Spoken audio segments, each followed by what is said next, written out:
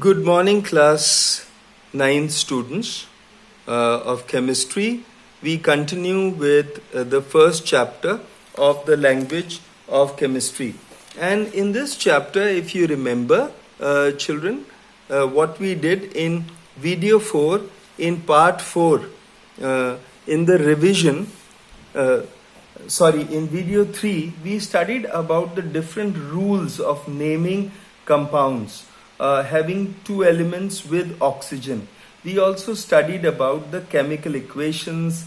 We saw the types of chemical equations, then informations given by chemical equations. We also studied about the limitations of writing a chemical equation. We studied about the balancing of chemical equations and the importance of balancing chemical equations, why it should be balanced. We saw the hit and trial method of balancing a chemical equation. Today, we will see another equation. Let us see another equation which we will use to balance by hit and trial method, and then we will go on with the partial equation writing method, children. So in this particular example, children, we see balance the following equation. We see C6H12 plus O2 gives carbon dioxide and water. So these are the reactants, C4H12 and O2, and the products are carbon dioxide and water. We see this is the left hand side and this is the right hand side of the chemical equation. In step 1, to balance carbon, we see that carbon on the left hand side is 6, carbon on the right hand side is only 1. And so when we balance it, we put here 6 on the right hand side before carbon dioxide. So now we see on the left hand side also carbon is 6, and on the right hand side also 6 ones are 6, carbon is 6. Then children, let us come to step 2. Here we see then that we can balance hydrogen because hydrogen is 12 on the left hand side and we see it is only 2 on the right hand side. So when we balance hydrogen which is 12 on the left hand side, we put a 6 before water on the right hand side. So now we see that hydrogen becomes 12 on the left hand side and 6 2s are 12 on the right hand side also. Now what else is left without balancing? Another atom that is left without balancing is oxygen. We see here in step 3. There are 18 oxygen on the right. Let us see where it is. Yes, there are 18 oxygen on the right hand side. We see 6 to the 12 and plus 6 is 18 on the right hand side. And so to balance on the left hand side, we put a 9 before O2 on the left hand side. And then what happens? Children, we see on the left hand side we have 9 to the 18 oxygen, and on the right hand side we have 6 to the 12 plus 6 oxygen, which is 12 plus 6, 18 also on the right hand side. Thus, the balance equation would be C6H12 plus 9O2 gives 6CO2 plus 6H2O. Balancing of a chemical equation by partial equation method. Let us see the partial equation method, children. Here balancing can be done easily by supposing the complex reaction to take place in steps. We see we take a step of the chemical reaction at one time. So that's why it is known as partial equation method. Then we see writing equation for the individual steps. We will do that. And finally we add up the partial 2 steps to find the exact balanced equation. For example, let us see there is a reaction of Ki or potassium iodide with hydrogen peroxide. In this we see that hydrogen peroxide decomposes or breaks to give water and nascent oxygen, children. And we see that the nascent oxygen obtained oxidized potassium iodide in presence of water to give potassium hydroxide and iodine. Now let us put the partial portions of these equations. First, we see the decomposition of hydrogen peroxide, which breaks into, children, water and nascent oxygen. Nascent oxygen is free oxygen atom O. Then we see that in the second part of the equation, we see 2Ki plus water plus oxygen, that is what we received from the previous equation. This gives us 2KOH plus I2. Now in this, what is common? When we see what is common on the opposite sides, we cancel it. Like water on the left hand side is common with the water on the right hand side, so we cancel water and water here. Likewise, oxygen on the left hand side was also like the same as oxygen on the right hand side, so we cancel these common ones. This oxygen we cancel with this oxygen. Now with what equation are we left? We are left with the equation 2 potassium iodide plus hydrogen peroxide. It gives 2 potassium hydroxide plus iodine. Is this clear, children? So this is how, children, we see that we cancel what is common on opposite sides, and thus we get the balanced equation. Let us see another example. Although only hit and trial method is in your course, but let us see another example of partial equation method. In this, oxidation of hydrogen sulfide gas by potassium permanganate is done, which is an acidified potassium permanganate.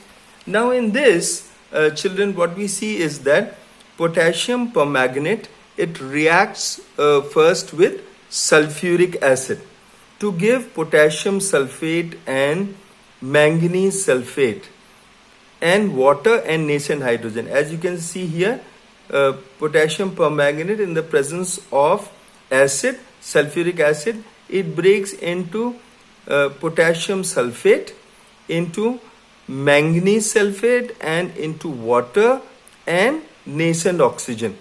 Whereas in the second step, we see that oxidation of hydrogen sulfide takes place from the nascent oxygen that was released in the first equation.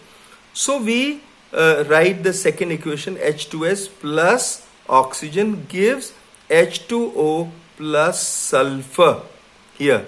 So children, we cancel oxygen on the left hand side and we cancel oxygen on the right hand side, and when we cancel the common ones, we get the equation 2 potassium permanganate plus 3 H2SO4 plus 5 H2S gives potassium sulfate plus 2 manganese sulfate plus 8 water and 5 sulfur.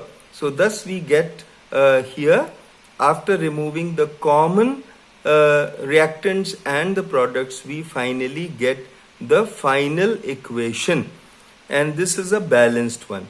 Then let us see, children, what a relative atomic mass or RAM is. The relative atomic mass or atomic weight of an element is the number of times one atom of the element is heavier than 1/12 times of the mass of an atom of carbon 12 isotope. For example, let us see, the relative atomic mass is equal to the mass of one atom of any element. So in the numerator we put the mass of one atom of any element. Then in the denominator we put 1/12 of the mass of a carbon atom. We note here is that experimentally it is found that one atom of carbon 12, carbon having atomic mass 12. So we know that the atomic mass of carbon is 12, children. the atom has a mass of 1.9926 into 10 to the power minus 23 grams. On dividing this mass by 12, atomic mass unit or AMU or atomic mass unit is obtained, which is equal to 1.66 into 1.6605 into 10 to the power minus 24 grams. Now we see that the weight of atoms is so negligible, it is so small that it cannot be weighed as grams, or it cannot be weighed as kilograms and heavier. Thus, we see that they have to be weighed in 10 to the power minus 24 grams. Thus, one atomic mass unit or AMU is equal to 1.66 into 10 to the power minus 24 grams. Now, what is relative molecular mass? Relative molecular mass, or the molecular weight of an element or a compound, is the number that represents how many times one molecule of the substance is heavier than 1/12 of the mass of an atom of carbon 12. Or we can also show this as this: the RMM or relative molecular mass is obtained by adding together the relative atomic masses of all the various atoms present in a molecule. For example, in relative molecular mass calculation of sulfuric acid, we see that there is one molecule of sulfuric acid here which has 2 atoms of hydrogen, 1 atom of sulfur, and 4 atoms of oxygen are present in sulfuric acid molecule. Then let us calculate one by one. The mass of 2 atoms of hydrogen is one hydrogen is equal to 1 atomic mass unit. So of 2 atoms, the atomic mass unit would be 1 into 2 is equal to 2 atomic mass unit. Now we see that the atomic mass unit of sulfur is 32. So 1 atom of sulfur will be 32 atomic mass unit.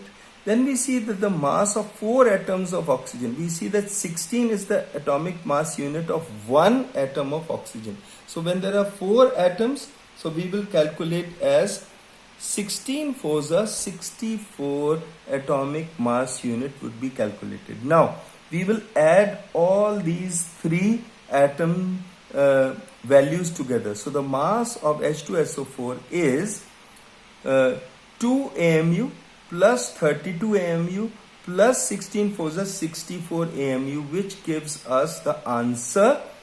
Relative molecular mass of sulfuric acid is 98 AMU, atomic mass unit.